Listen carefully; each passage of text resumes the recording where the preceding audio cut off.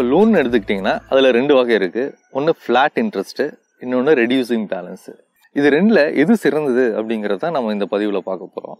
முதல்ல ஃப்ளாட் இன்ட்ரெஸ்ட்னா என்ன, ரெடியூசிங் பேலன்ஸ்னா என்னன்னு பார்ப்போம். இது ரெண்டுமே நம்ம கடனுக்கான இஎம்ஐ வட்டி தொகை மொத்தம் பே பண்ணுற தொகை இதை கணிக்கிற ஒரு முறை தான் இது.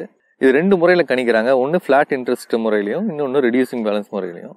ஃப்ளாட் இன்ட்ரெஸ்ட் முறையில் என்ன பண்ணுவாங்கன்னா உங்கள் கடனுக்கான மொத்த வட்டி தொகையை கடனுடைய ஆரம்பத்திலே கணக்கிட்டுருவாங்க. அதுவே ரெடியூசிங் பேலன்ஸில் உங்கள் கடனுக்கான வட்டி தொகையை ஒவ்வொரு மாதமும் உங்கள் பேலன்ஸ் எவ்வளோ அப்படிங்கிறத பொறுத்து கணிப்பாங்க. இதுதான் இது ரெண்டுக்கும் உள்ள அடிப்படை வேறுபாடு. அடுத்து இதுக்கு பின்னாடி இருக்கிற கணக்கு என்ன அப்படிங்கிறத பற்றி நம்ம தெளிவாக பார்ப்போம். இங்கே உதாரணத்துக்கு நம்ம ஒரு 2 லட்சம் லோன் எடுக்கிறோம், அதுக்கு 10% வட்டி, 2 வருஷத்துக்கு லோன் எடுக்கிறோம். சரிங்களா? இந்த உதாரணத்தை வச்சு நம்ம இந்த 2 முறைப்படியும் கணக்கிட்டு பார்த்தா என்ன வருதுன்னு பார்ப்போம். இந்த லோனுக்கு ஃபிளாட் இன்ட்ரெஸ்ட் முறைப்படி கணக்கிட்டா இஎம்ஐ 10,000 வரும்.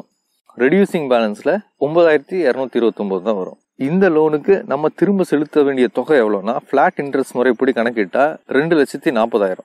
அதுவே ரெடியூசிங் பேலன்ஸ் முறைப்படி கணக்கிட்டா 2,21,000 தான் வரும். இதுக்கு பின்னாடி இருக்க கணக்கு என்ன அப்படிங்கறது பார்க்கலாம். இப்போ ஃபிளாட் இன்ட்ரெஸ்ட் ரேட் ஓகேங்களா. இப்போ 2 லட்சத்து கடனுக்கு 10% வட்டி இல்லையா. இப்போ இந்த கடனுக்கான மொத்த வட்டி தொகை எவ்வளவு அப்படின்னு கணக்கிறதுனா உங்க லோன் அமௌண்ட்டை ஆண்டு வட்டி விகிதத்தால பெருக்கினீங்கன்னா ஒரு வருஷத்துக்கான வட்டி தொகை எவ்வளோன்னு தெரிஞ்சிடும்.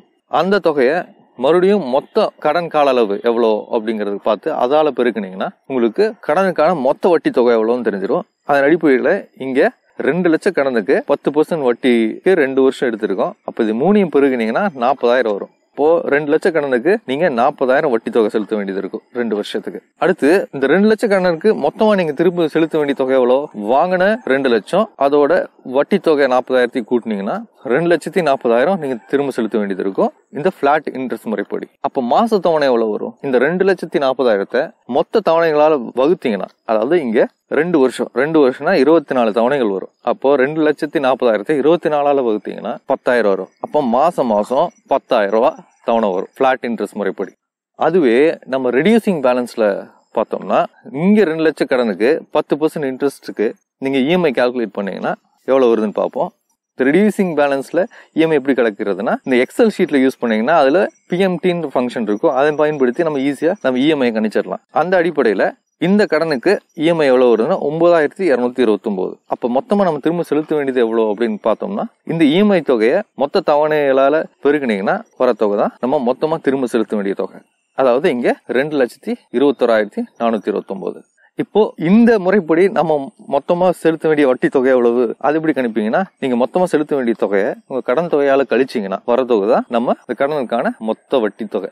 அந்த அடிப்படையில் இங்க என்ன வருதுன்னா 21,000 தான் உங்க வட்டி தொகை. சரி, இப்போ நம்ம இந்த 2 முறைப்படியும் இஎம்ஐயும் வட்டி தொகை எவ்வளவு, மொத்த திரும்ப செலுத்த வேண்டியது எவ்வளவுன்னு கணிச்சிட்டோம். இது ரெண்டையும் ஒப்பிட்டு பார்க்கலாம். இதுல கவனிச்சீங்கன்னா வாங்கினது 2 லட்சம் தான், ரெண்டுக்குமே 10% தான் இன்ட்ரெஸ்ட். ஆனா இதுல இருக்க வித்தியாசம் பாருங்க, உங்களுடைய வட்டி தொகை வந்து பிளாட் இன்ட்ரெஸ்ட் முறைப்படி கணக்கிடும் போது 40,000 வருது. அதுவே ரெடியூசிங் பேலன்ஸ்ல 21,000 தான் வருது. இங்க வாங்கின கடன் ஒண்ணு, இன்ட்ரெஸ்டும் ஒண்ணுதான். ஆனா கணக்கிட முறையிலேயே உங்களுக்கு இவ்வளவு வேறுபாடு இருக்கு. சோ நீங்க ஒரு லோன் எடுக்கும்போது எந்த வகை லோன் அப்படிங்கறத தெளிவா இருக்கணும். அப்பதான் உங்களுக்கு சரியான முடிவு எடுக்கிறதுக்கான வாய்ப்பு இருக்கும். அடுத்து இந்த கணக்கை இன்னும் கொஞ்சம் தெளிவா புரிஞ்சுக்க நம்ம அமார்டைசேஷன் டேபிள் வச்சு பார்ப்போம்.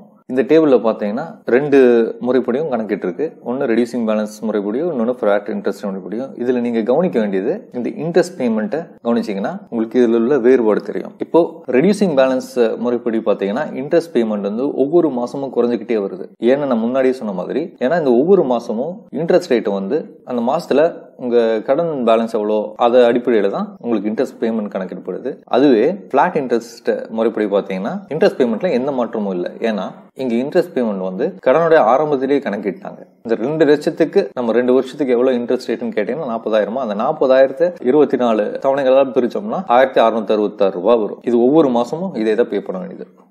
சோ இந்த கணக்கின் மூலமா உங்களுக்கு ஓரளவுக்கு புரியும் நினைக்கிறேன். இப்போ இந்த வீடியோட நிறைவுக்கு வருவோம். இந்த 2 கணக்கும் உங்களுக்கு புரிஞ்சிருக்கும். அதனோட அடிப்படையில பார்ப்போம் எந்த கடன் வகை வந்து சிறந்ததுன்னு பாத்தீங்கன்னா ரெடியூசிங் பேலன்ஸ் தான். இந்த வீடியோ உங்களுக்கு பயனுள்ளதா இருக்கும்னு நம்புறேன். இன்னும் ஒரு வீடியோவோட நான் உங்களை மீண்டும் சந்திக்கிறேன். இந்த வீடியோ பிடிச்சதால லைக் பண்ணுங்க. ஏதாவது கருத்து இருந்தால் கமெண்ட்ல எழுதுங்க. இந்த சேனலுக்கு மறக்காம சப்ஸ்கிரைப் பண்ணுங்க. நன்றி, வணக்கம்.